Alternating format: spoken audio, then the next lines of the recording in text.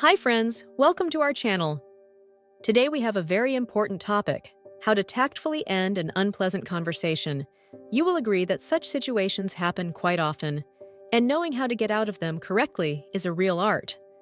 I, as a psychologist, will share with you 6 effective fly hacks that will help you tactfully end any unpleasant conversation. Let's get started.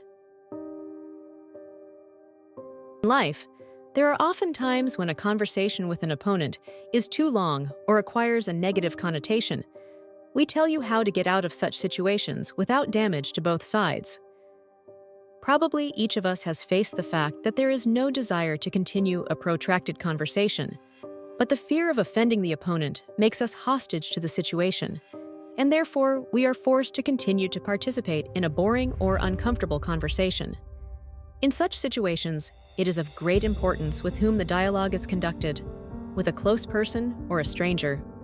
In the first case, the problem is simplified because the social distance is shorter, which means that we can use more maneuvers to stop the conversation.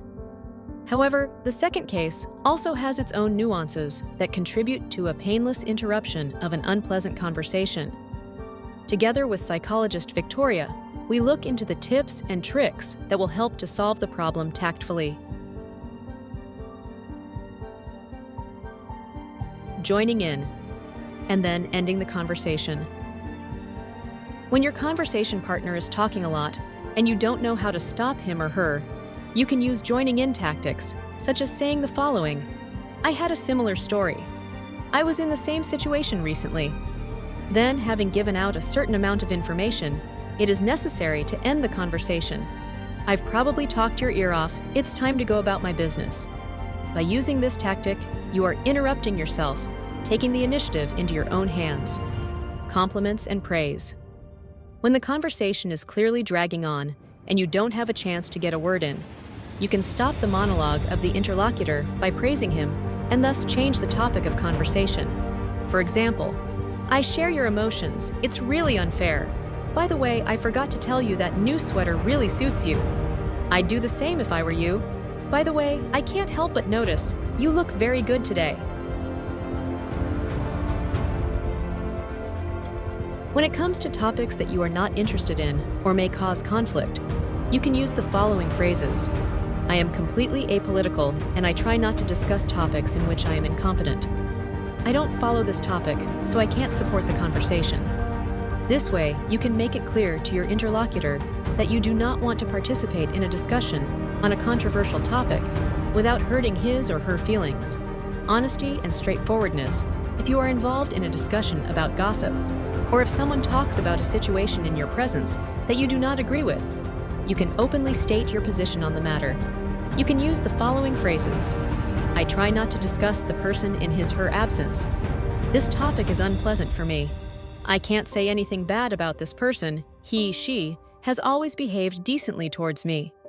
By using this technique, you will make it clear that you are not interested in such conversations, and the interlocutor should not try to involve you in them in the future.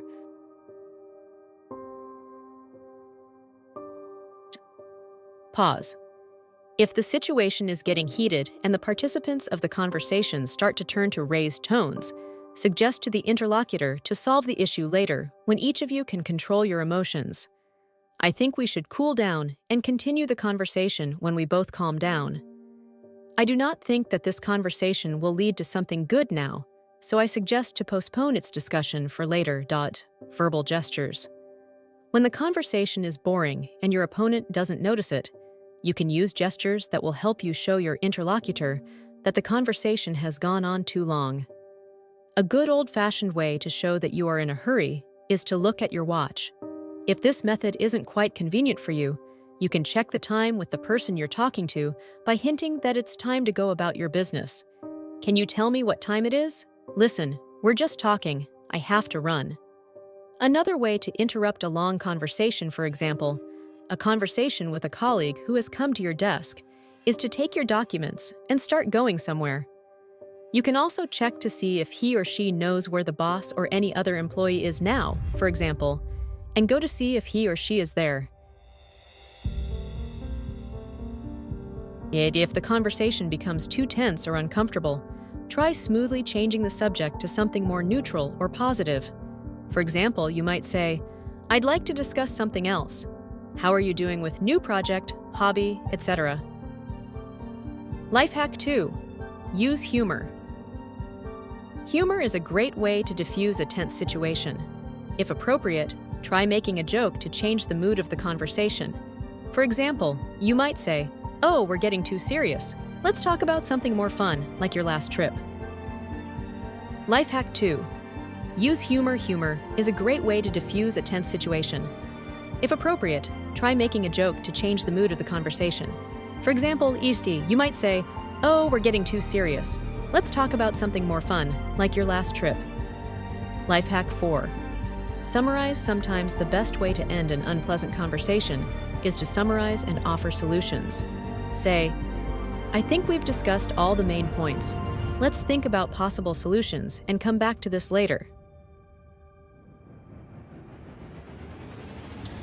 Life hack 5. Use excuses. If the conversation is really unpleasant and you see no other way out, use a polite excuse.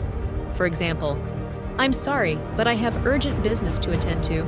Let's continue our conversation later." Life hack 6. Be open about your feelings. If the conversation gets too tense, don't be afraid to be open about your feelings. For example, "This is really hard for me to discuss right now. Let's pause and come back to it later, when I can think about it calmly." Life hack 7. Set a time frame. Set a clear time frame for the conversation.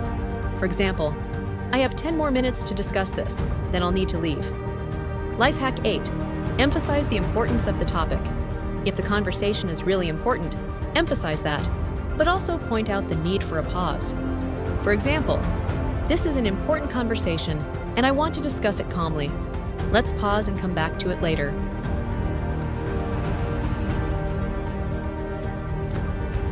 Life hack 9. Suggest another way to communicate.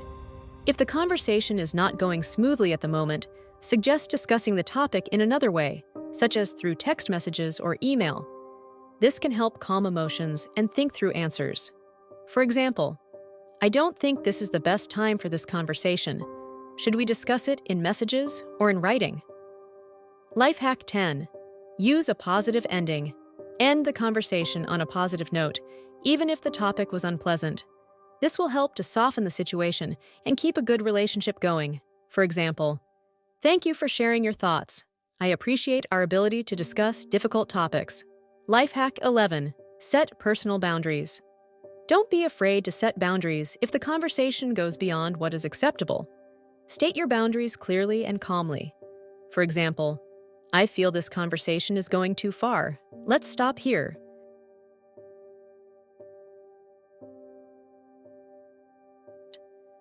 Life hack 12. Use a third party. If the conversation becomes too tense, offer to bring in a third party for mediation. This could be a colleague, friend, or professional mediator. For example, "I don't think we can come to a decision alone. Why don't we get someone else to help?" Life hack 13. Show empathy. Show that you understand the other person's feelings and experiences. This can help ease tension. For example, "I understand what you're going through right now, and it's important. Let's discuss it later when we're both calmer." Life hack 14. Use metaphors and analogies. Using metaphors or analogies can help soften the topic and make the conversation less tense. For example, "I feel like we're like two ships in a storm right now. Let's pause and come back to this conversation when the waves have subsided." Life hack 15. Remind yourself of past positive experiences. If you've had positive experiences in the past, remind yourself of them to ease current tensions. For example, "Remember how we handled that difficult situation together? I'm sure we can still find a solution now." How to tactfully refuse phrases. What to say to a friend/girlfriend, "I can not today. As for the evening, already have plans. I'm busy at the weekend, and I will not have free time. I'm sorry about this, but at the moment I cannot help. Give me a little time to think about your request. I'll give you an answer tomorrow. I can't say yes right now." At the end of a conversation, you should always say, "Do you have any more questions?" It is important to give the person you are talking to all the information they need. If you hear, "No, thank you, you helped me," you can end the conversation. How do you cut off an unpleasant conversation? If they start talking useless nonsense, use these evasive strategies to end an unpleasant conversation. Quit literally. As soon as a sensitive topic comes up, immediately apologize and walk away. Change the direction of the conversation. Change the conversation from a sensitive topic to something else.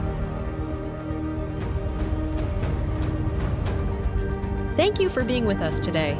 We hope that these life-enhancing life hacks will help you tactfully end uncomfortable conversations and maintain harmonious relationships. Remember, your emotional and mental health is important, and you deserve to be surrounded by people who support and inspire you. Leave a comment, put a like, and share this video with your friends. Don't forget to save this video to come back to these tips in the future. Wishing you harmony and happiness in your relationship. May God bless you.